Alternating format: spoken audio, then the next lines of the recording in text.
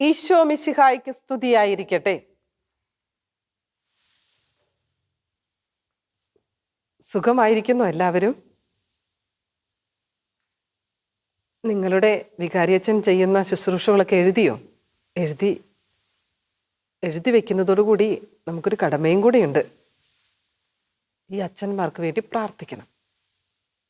എല്ലാ ദിവസവും നിങ്ങളുടെ കുടുംബ പ്രാർത്ഥനയിൽ നിങ്ങളുടെ വികാരിയച്ഛന് വേണ്ടി പ്രാർത്ഥിക്കണം. നമുക്ക് പ്രാർത്ഥിച്ചുകൊണ്ട് തുടങ്ങാം. നിത്യപുരോഹിതനായ ഈശോയെ, അങ്ങയുടെ പൗരോഹിത്യത്തെക്കുറിച്ചും ഞങ്ങളുടെ രാജകീയ പുരോഹിത്യത്തെക്കുറിച്ചും പഠിക്കാൻ ഞങ്ങളിന്ന് ആഗ്രഹിക്കുന്നു.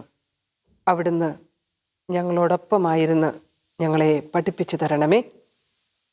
ഞങ്ങളുടെ വികാരിയച്ഛനെയും എല്ലാ അച്ഛന്മാരെയും അനുഗ്രഹിക്കണമേ. ആമേൻ.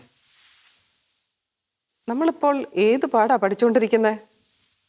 ഓർമ്മയുണ്ടോ? എത്രാമത്തെ ലെസനാണ്? 6ാമത്തെ. അതിൻ്റെ ബാക്കിയുള്ള ഭാഗം, കഴിഞ്ഞ ആഴ്ച പഠിച്ചതിൻ്റെ ബാക്കിയുള്ള ഭാഗങ്ങളാണ് നമ്മളിന്ന് പഠിക്കാൻ പോകുന്നത്.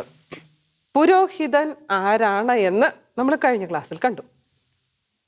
ദൈവത്തിന് വേണ്ടി ബലി അർപ്പിക്കുന്നവനാണ് പുരോഹിതൻ. ഇന്ന് നമ്മൾ പഠിക്കാൻ പോകുന്നത് നാം ഓരോരുത്തരും പുരോഹിതരാണ്. അതെങ്ങനെയാണെന്നുള്ളതല്ലേ. അപ്പം നമ്മുടെ ബഹുമാനപ്പെട്ട വൈദികരുടെയും നാം ഓരോരുത്തരുടെയും പൗരോഹിത്യം തമ്മിൽ എന്താ വ്യത്യാസം? അത് നമ്മൾ ഇന്ന് തിരിച്ചറിയണം. കുറച്ചു പേർക്കൊക്കെ അറിയാമായിരിക്കും, എങ്കിലും നമ്മുടെ അച്ഛന്മാർ സ്വീകരിക്കുന്ന പൗരോഹിത്യത്തിനെ പറയുന്ന പേരാണ്, നോട്ട്ബുക്കിലൊന്ന് എഴുതി വെച്ചേ, ശുശ്രൂഷ പൗരോഹിത്യം. അപ്പോൾ മാമോദീസായിൽ നമ്മൾ ദൈവമക്കളായി തീരുന്നത് വഴി വേറൊരു പൗരോഹിത്യത്തിൽ നമ്മൾ പങ്കുചേരുകയാണ്. അതാണ് രാജകീയ പൗരോഹിത്യം. ഇതെല്ലാവർക്കും ഉള്ളതാണ്. ഈ രാജകീയ പൗരോഹിത്യത്തിലായിരുന്നവരാണ് വളരെ പ്രത്യേകവിധമായി ദൈവത്തിൻ്റെ വിളി സ്വീകരിച്ച് ശുശ്രൂഷ പൗരോഹിത്യത്തിലേക്ക് കടന്നു വരുന്നത്. ഇപ്പൊ പൗരോഹിത്യം എത്ര തരമുണ്ട്? നോട്ട്ബുക്കിലൊന്ന് എഴുതി വെച്ച്. പൗരോഹിത്യം എത്ര തരമുണ്ട്? നോട്ട്ബുക്ക് എടുക്ക്, എഴുതൂ. ആദ്യം പൗരോഹിത്യം എന്ന് എഴുതുക. താഴേക്കൊരു വര വരച്ച് 2 ഭാഗമായിട്ട് അതിനെ തിരിക്കുക. ഒരു ഭാഗത്ത് എഴുതുക രാജകീയ പൗരോഹിത്യം, മറുഭാഗത്ത് എഴുതേണ്ടത് ശുശ്രൂഷ പൗരോഹിത്യം. പഠിക്കുമ്പോൾ ഇങ്ങനെ ഷോർട്ട് കട്ടിൽ പഠിക്കാം, പെട്ടെന്ന് ഓർമ്മ വരും. രാജകീയ പൗരോഹിത്യം, ശുശ്രൂഷ പൗരോഹിത്യം.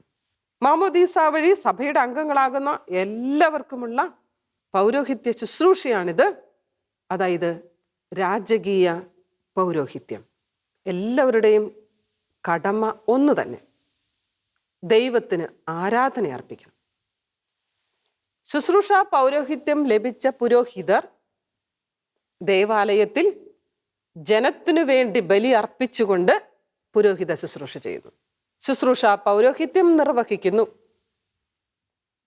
രാജകീയ പൗരോഹിത്യം ലഭിച്ച നമ്മളോ ഇപ്രകാരം തന്നെ നമ്മുടെ ജീവിതമാകുന്ന ബലി ദൈവത്തിന് സമർപ്പിച്ചുകൊണ്ട് അനുദിനം ദൈവത്തിന് നമ്മൾ ബലി അർപ്പിക്കണം. വളരെ പ്രത്യേകവിധമായി നിങ്ങളോടത് പറഞ്ഞു വെക്കുന്നുണ്ട്. എല്ലാവരും ഒന്ന് നിങ്ങളുടെ ടെക്സ്റ്റ് എടുത്ത് ഒന്ന് നോക്കിക്കേ. നമുക്ക് ഇപ്രകാരം എങ്ങനെ രാജകീയ പുരോഹിതരായി ജീവിക്കാൻ സാധിക്കും? പേജ് നമ്പർ 41 നീലമഷിയിൽ എഴുതിയിരിക്കുന്നതൊന്ന് ശ്രദ്ധിച്ചേ. അതിന് തൊട്ട് മുമ്പുള്ള സെന്റൻസോട് കൂടി ചേർക്കണം. 1 അക്കമിട്ടൊന്ന് എഴുതി വെച്ചേ. 1ാമത്തത്, ഇടവക ദേവാലയത്തോടും അജപാലകരോടും സമൂഹത്തോടും ചേർന്ന് നമ്മൾ പ്രവർത്തിക്കണം. ഇടവക ദേവാലയത്തോടും അജപാലകരോടും സമൂഹത്തോടും ചേർന്ന് നമ്മൾ ശുശ്രൂഷ ചെയ്യണം. ഇനി എന്തൊക്കെ പ്രവർത്തികൾ വഴി ചെയ്യണം എന്നുള്ളതിനെ കുറിച്ച് പറയുന്നു. എല്ലാ പ്രവൃത്തികളും വഴി ആത്മീയ ബലി അർപ്പിക്കുക. നമ്മൾ ചെയ്യുന്നതിനൊക്കെ ഒരു നിയോഗം വെക്കുക എന്ന് പറയുന്നത് കേട്ടിട്ടില്ലേ? നിങ്ങളിരുന്ന് പഠിക്കുകയാണ്, പഠിച്ചുകൊണ്ടിരിക്കുമ്പോൾ അത്ര എളുപ്പമല്ല നമുക്കിരുന്ന് നമ്മുടെ കൈകളും കാലുകളും ഒക്കെ ചേർത്ത് വെച്ച് മറ്റു ചിന്തകളിലേക്ക് പോകാതെ അധ്വാനിച്ച് ഹാർഡ് വർക്ക് ചെയ്യാന്ന് പറയും. അത്ര എളുപ്പമല്ല. അതും ദൈവത്തിന് ആരാധനയായിട്ട് സമർപ്പിക്കാം. ഇടവകയുടെ ഏതെങ്കിലും ഒരു പ്രത്യേക പരിപാടിയിൽ നമ്മൾ പങ്കെടുക്കുകയാണ്, ഒരു പ്രവർത്തനത്തിൽ CMLA CLC കാര്യത്തിൽ നമ്മൾ പങ്കെടുത്തുകൊണ്ടിരിക്കുമ്പോൾ അതിനുവേണ്ടി കൊടുക്കുന്ന നമ്മുടെ കഴിവുകൾ ഉപയോഗിക്കുന്നു, നമ്മൾ കൊടുക്കുന്ന സമയമുണ്ട്. ഇതൊക്കെ ദൈവത്തിന് ആരാധനയായിട്ട് അർപ്പിക്കുന്നു എന്ന മനോഭാവം നമ്മുടെ ഉള്ളിലുണ്ടാകണം. അതുകൊണ്ട് പ്രത്യേകം ശ്രദ്ധിക്കണേ. ഒരു ദൗത്യം കൂടി നമുക്കുണ്ട്. അവിടുത്തെ സത്യത്തെ പ്രകീർത്തിക്കണം. ദൈവത്തിൻ്റെ, യേശുവിൻ്റെ സത്യത്തിന് സാക്ഷ്യം വഹിക്കണം. സത്യമല്ലാത്ത എന്ത് കണ്ടാലും നോ കോംപ്രമൈസ്. അതും ദൈവത്തിനുള്ള ഒരു ആരാധനയാണ്. വിശുദ്ധ കുർബാനയിൽ നമ്മൾ പങ്കുചേരുന്നു, മറ്റു കൂദാശകളിൽ പങ്കുചേരുന്നു, വീട്ടിൽ നമ്മൾ കുടുംബ പ്രാർത്ഥന ചൊല്ലുന്നു, സ്വയം പ്രാർത്ഥിക്കുന്നു. ഇതുവഴി ദൈവത്തെ നമ്മൾ മഹത്വപ്പെടുത്തുന്നു, ദൈവത്തിന് ആരാധന അർപ്പിക്കുന്നു. ഏതൊക്കെയാ 4 പോയിന്റ്സ് എന്ന് പറഞ്ഞേ? എങ്ങനെയൊക്കെയാ നമ്മൾ ചെയ്യുക? ഇടവക ദേവാലയത്തോടും അജപാലകരോടും ചേർന്ന് പ്രവർത്തിക്കണം. അവിടെ നമ്മൾ ചെയ്യേണ്ട കാര്യങ്ങൾ, നമ്മുടെ എല്ലാ പ്രവൃത്തി വഴിയും ദൈവത്തിന് ആരാധന അർപ്പിക്കണം. 1. 2, അവിടുത്തെ സത്യത്തെ പ്രകീർത്തിക്കണം.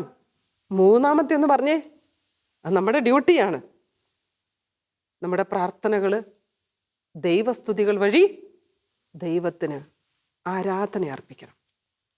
ഇപ്രകാരം നമ്മൾ രാജകീയ പൗരോഹിത്യത്തിൽ പങ്കുചേരണം. ഇനി ഏറ്റവും ശ്രേഷ്ഠമായ ആരാധന എന്ന് പറഞ്ഞ ഏതാ? ഏറ്റവും ശ്രേഷ്ഠമായ ആരാധന വിശുദ്ധ കുർബാനയാണ്.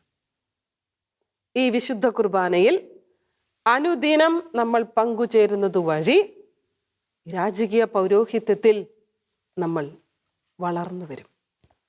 മിശിഹായുടെ ശരീരമായ സഭയോട് ചേർന്നാണ് നമ്മൾ ബലിയർപ്പിക്കുക.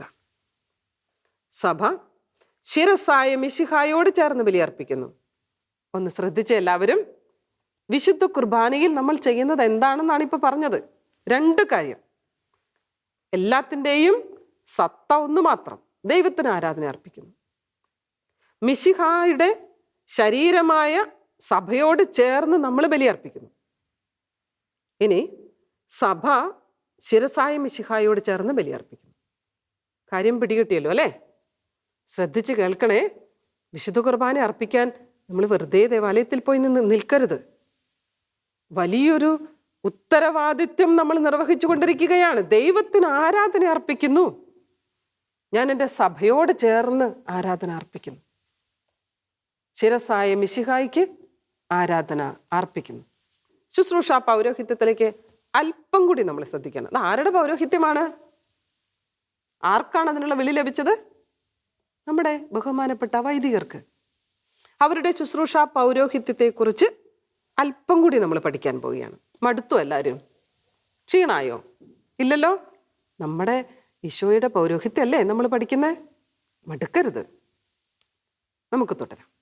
ഈശോ ബലി അർപ്പിച്ചത് ആർക്ക് വേണ്ടിയിട്ടാ? ദൈവജനത്തിന് വേണ്ടി, മനുഷ്യ മക്കളെ രക്ഷിക്കാൻ വേണ്ടി. ഈശോയുടെ ഈ ബലി നമുക്കറിയാം, 2000 വർഷങ്ങൾക്ക് മുൻപ് ഈശോ കാൽവരിയിൽ അർപ്പിച്ച ആ ബലി അത് തുടർന്നു കൊണ്ടുപോകണ്ടേ? അതിൻ്റെ രക്ഷാകര ഫലം നമ്മൾക്ക് കിട്ടണ്ടേ? അത് കിട്ടാൻ വേണ്ടി ദൈവം ചിലരെ തിരഞ്ഞെടുക്കുന്നു. ചിലർക്ക് പ്രത്യേക വിളി ലഭിക്കുന്നു. ചില കുടുംബങ്ങളിൽ നിന്ന് മാത്രമേ വൈദികരുള്ളൂ. എനിക്കറിയാം, ചില അമ്മമാര് പ്രാർത്ഥിക്കും. 2-3 ആൺമക്കളുണ്ടെങ്കിൽ പ്രാർത്ഥിക്കും, ഒരെണ്ണത്തിനെ അച്ഛനാക്കി തരണേ ഈശോയേന്ന്. നമുക്ക് ആഗ്രഹം പറയാം. തിരഞ്ഞെടുപ്പ് ദൈവത്തിൻ്റെതാണ്. ദൈവം തിരഞ്ഞെടുത്താൽ അത് തിരഞ്ഞെടുത്തത് തന്നെ. ആ തിരഞ്ഞെടുപ്പിലൂടെ അവർ സഭയുടെ പുരോഹിതരായിട്ട് മാറണമെന്നത് ദൈവത്തിൻ്റെ ആഗ്രഹമാണ്. അങ്ങനെ തിരഞ്ഞെടുത്ത് ദൈവം അഭിഷേകം ചെയ്യുന്നവർ മാത്രമേ ശുശ്രൂഷ പൗരോഹിത്യത്തിലേക്ക് കടന്നു വരികയുള്ളൂ. എല്ലാവരും ആരാധന അർപ്പിക്കാൻ വിളിക്കപ്പെട്ടവരാണെങ്കിൽ ഇവർക്ക് ആരാധന അർപ്പിക്കാനുള്ള നേതൃത്വം ഏൽപ്പിക്കപ്പെട്ടവരാണിവർ. അവരാണ് ഒരിടവകയെ മുഴുവൻ ദൈവത്തിലേക്ക് നയിക്കേണ്ടത് ശുശ്രൂഷ പൗരോഹിത്യം വഴി. ഇനി ഇവരുടെ പ്രധാനമായിട്ടും ഈ പട്ടം കൊടുക്കുന്ന കർമ്മത്തിൽ ഇവരെ ഏൽപ്പിക്കുന്ന ഒരു ദൗത്യമുണ്ട്. അതും കൂടി നമ്മൾ അറിഞ്ഞിരിക്കണം. അതായത് എന്തിനാണ്? ജനത്തെ വിശുദ്ധീകരിക്കാൻ, ജനത്തെ പഠിപ്പിക്കാൻ, പാപമോചനം നൽകാൻ. ഇതിനുള്ള അധികാരം ഇവർക്ക് പരസ്യമായിട്ട് അഭിമന്യ പിതാവിൻ്റെ കൈവപ്പ് ശുശ്രൂഷ കൊടുക്കുകയാണ്. നമ്മൾ വിശ്വസിക്കുന്നത് ഈശോ അവിടെ സന്നിഹിതനായി അഭിമന്യ പിതാവിലൂടെ ഇവരെ അഭിഷേചിച്ച് മാറ്റി നിർത്തുകയാണ്. നമ്മൾ ആദ്യത്തെ ക്ലാസ്സിൽ അത് കണ്ടു. നമുക്കൊരു ഉത്തരവാദിത്വം കൂടിയുണ്ട്. അനുദിന ജീവിതത്തിലെ നമ്മുടെ കഷ്ടപ്പാടുകൾ, വേദനകൾ, ബുദ്ധിമുട്ടുകൾ ഈശോയ്ക്ക് കൊടുത്ത് അതൊരു ബലിയായിട്ട് സമർപ്പിക്കണം. ഇത്രയും ക്ലാസ് കേട്ടതിൻ്റെ വെളിച്ചത്തിൽ എന്താ മക്കളെ നിങ്ങൾക്ക് തോന്നുന്നേ? മനസ്സിൽ തോന്നുന്ന ഒരു ബോധ്യത്തെക്കുറിച്ചൊന്ന് പറഞ്ഞേ. എന്ത് ബോധ്യമാണ് കിട്ടിയേ? ഇന്നത്തെ ക്ലാസ്സിൽ നമ്മളും പുരോഹിതരാണ്, അഭിമാനത്തോടെ പറയണം. ഏത് തരത്തിലുള്ള പൗരോഹിത്യം? രാജകീയ പൗരോഹിത്യത്തിൽ പങ്കാളികളാണ് ഞാനും നിങ്ങളും. ബോധ്യം അതാണ്. ഞാനും ഒരു പുരോഹിതനാണ്, ദൈവത്തിന് ബലി അർപ്പിക്കേണ്ടവനാണ്, അർപ്പിക്കേണ്ടവളാണ്. എഴുതി വയ്ക്കണേ. ബോധ്യം. 2, മനോഭാവം. എന്താ നമുക്കുണ്ടായിരിക്കേണ്ട മനോഭാവം? പൗരോഹിത്യത്തോട് എന്നും ബഹുമാനമുണ്ടായിരിക്കണം. പൗരോഹിത്യത്തോട് ബഹുമാനമുണ്ടാകണം. അതിൻ്റെ കൂടെ ഒരു കാര്യം കൂടി ഞാൻ ചേർത്ത് വയ്ക്കുകയാണ്. നമുക്ക് അവകാശപ്പെട്ടതാണ്. ഈശോയുടെ പുരോഹിതനാകാൻ ആഗ്രഹിക്കാം. ആൺകുട്ടികൾക്ക്, പെൺകുട്ടികൾക്ക് അതിന് ചാൻസ് ഇല്ല. എല്ലാ ആൺകുട്ടികളും ആഗ്രഹിക്കണം ഈശോയുടെ പുരോഹിതനാകാൻ. ഈശോ വിളിക്കുമ്പോൾ നമുക്ക് പോകാം. 2 കാര്യമുണ്ട്. ഒന്ന്, പൗരോഹിത്യത്തോട് ബഹുമാനം തോന്നണം. പുരോഹിതനാകാൻ ആഗ്രഹമുണ്ടാകണം. എന്താ നമ്മളിന്ന് അഭ്യസിക്കാൻ ഉദ്ദേശിക്കുന്നത്? ശീലം. ഒന്ന് എഴുതി വെച്ച നോട്ട്ബുക്കിൽ എല്ലാവരും പേനയെടുത്ത് വേഗം എഴുത്. പുരോഹിതർക്ക് വേണ്ടി പ്രാർത്ഥിക്കണം. പരിശുദ്ധ പിതാവ് മുതൽ ഇടവകയിലെ കൊച്ചച്ഛൻ വരെ എല്ലാവരെയും ഈശോയ്ക്ക് സമർപ്പിച്ച് പ്രാർത്ഥിക്കണം. ഇനി ഒരു ആക്ടിവിറ്റിയും കൂടെ ഞാൻ നിങ്ങൾക്ക് തരട്ടെ. ഇപ്പോൾ ഉള്ള നിങ്ങളുടെ വികാരിയച്ഛൻ്റെ പേര് നിങ്ങൾക്കറിയാം. ഇതിനു മുമ്പ് നിങ്ങളുടെ ഇടവകയിൽ വികാരിയച്ഛന്മാരായിരുന്നവരുടെ പേരുകൾ ഒന്ന് ചോദിച്ച് പഠിക്കണം. നോട്ട്ബുക്കിൽ എഴുതി വെക്കണം. അവർക്ക് വേണ്ടി പ്രാർത്ഥിക്കണം. എന്നിട്ട് ഇവരുടെ പേരുകളുടെ ആ ലിസ്റ്റ് ഇന്ന് നിങ്ങൾ ഫോട്ടോ എടുത്ത് നിങ്ങളുടെ ടീച്ചറിന് അയച്ചു കൊടുക്കണം. അങ്ങനെ നമുക്ക് രാജകീയ പൗരോഹിത്യം വഴി ഈശോയ്ക്ക് ആരാധന അർപ്പിക്കാം, ശുശ്രൂഷ ചെയ്യാം. ഈശോ അനുഗ്രഹിക്കട്ടെ. ആമേൻ.